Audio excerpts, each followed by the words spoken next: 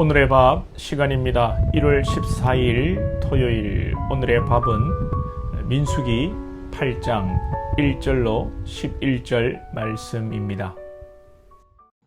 여호와께서 또 모세에게 말씀하여 이르시되 아론에게 말하여 이르라. 등불을 켤 때에는 7 등잔을 등잔대 앞으로 비추게 할지니라. 하심에 아론이 그리하여 등불을 등잔대 앞으로 비추도록 켰으니 여호와께서 모세에게 명령하심과 같았더라. 이 등잔대의 제작법은 이러하니 곧 금을 쳐서 만든 것인데 밑판에서 그 꽃까지 쳐서 만든 것이라. 모세가 여호와께서 자기에게 보이신 양식을 따라 이 등잔대를 만들었더라. 여호와께서 모세에게 말씀하여 이르시되 이스라엘 자손 중에서 레위인을 데려다가 정결하게 하라. 너는 이같이 하여 그들을 정결하게 하되 곧 속죄의 물을 그들에게 뿌리고 그들에게 그들의 전신을 삭도로 밀게 하고 그 의복을 빨게 하여 몸을 정결하게 하고 또 그들에게 수송아지 1마리를 번제물로 기름 섞은 고운 가루를 그 소제물로 가져오게 하고 그 외에 너는 또 수송아지 1마리를 속죄 제물로 가져오고 레위인을 회막 앞에 나오게 하고 이스라엘 자손의 온 회중을 모으고 레위인을 여호와 앞에 나오게 하고 이스라엘 자손이 그들에게 안수하게 한 후에 아론이 이스라엘 자손을 위하여 레위인을 흔들어 바치는 제물로 여호와 앞에 드릴지니 이는 그들에게 여호와께 봉사하게 하기 위함이라. 오늘 본문은 성막의 등잔대에 잠시 언급하고 5절 이하에서는 레위인의 위임에 대한 이야기를 하고 있습니다. 구약의 중요한 인물 또 직분이라고 하면 레위인, 제사장, 나실린 등이 있습니다.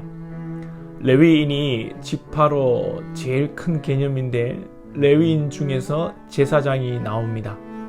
레위 지파는 아론과 그 아들들이 대제사장과 제사장의 직무를 수행하고 그 외에 게르손, 고핫, 므라리 자손은 성막의 기물을 다루는 직무를 하고 그 외에 레위 지파는 성막을 설치하고 접는 일을 돕는 역할을 했습니다.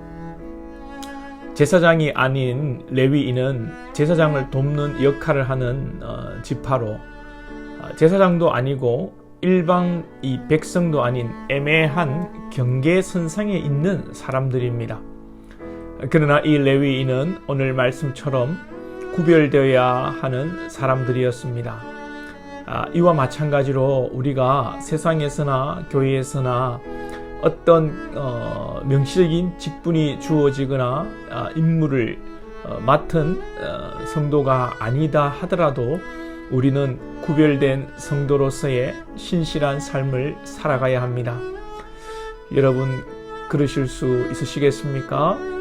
여러분이 목사, 장로, 집사, 권사가 아니어도 누가 알아주지 않아도 거룩하게 신실하게 하나님께서 우리에게 주신 사명을 묵묵히 감당하실 수 있으시겠습니까? 저와 여러분이 직분과 이름에 상관없이 하나님의 사명을 묵묵히 감당하는 하나님 앞에 신실하고 거룩한 백성이 될 수 있기를 축복합니다. 그리고 오늘 말씀에 이 구조적으로 분석을 해보면 레위인이 레위인으로 구별되는 절차는 속죄에 물을 뿌리고 전신을 삭도로 밀고 또 번제, 소제, 속죄제 등 제사를 드림으로 레위인으로 구별하게 하는데 이 내용이 5절부터 22절까지 아주 길게 소개되고 23절에서 26절에서 잠깐 레위인의 직무 연령과 그 직무에 대해서 짧게 언급하고 있습니다. 이 성경의 구조가 하는 말이 무엇이겠습니까? 하나님 앞에 거룩하게 구별되어야 사명을 감당할 수 있다는 것입니다. 하나님 앞에 나아가고 하나님의 일을 감당하는 자는 정결하게 되는 과정이 필요하고 이 긴 말씀을 통하여 하려한 이 과정을 통해 구별되어야 한다는 것입니다. 많은 믿음의 선진들이 일을 잘하고 못하고 그런 문제가 아니라 하나님 앞에 거룩하고 아름다운 구별된 긴 시간을 가지고 그 과정 속에서 훈련되어지고 성숙해져 가는 가운데 하나님의 역사를 이루어가게 됩니다. 아브라함도 긴 세월의 인고의 세월을 보내고 이삭을 얻게 되고, 야곱도 고향을 떠나 20년의 훈련의 시간을 보내고, 요셉도 긴 세월 동안 객지에서 고생하고 하나님의 때에 쓰임받고, 모세도 40년 광야에서 시간을 보내며 훈련을 받고 이 지도자로 세워지고, 다윗도 마찬가지죠. 이렇게 하나님이 하시는 이유는 애굽에서 거룩하게 하기 위해 불러낸 이스라엘 백성들을 말씀대로 거룩하게 하기 위함이고, 이 시대에 우리를 또 불러내어 교회를 이루신 하나님께서 교회에도 거룩하고 질서 있게 세워가기 위함입니다. 이 시대에 돈이 있고 세상에서 또 지식이 있고 세상의 지위가 있다고 함부로 교회에서 일꾼을 세웠다가는 큰일 납니다. 훈련되지 않은 사람, 또 믿음의 자격이 되지 않는 사람을 일꾼으로 세우면 당사자도 불행해지는 것이고 교회도 불행해지는 것입니다. 하나님의 기준은 정결함, 거룩하다는 것.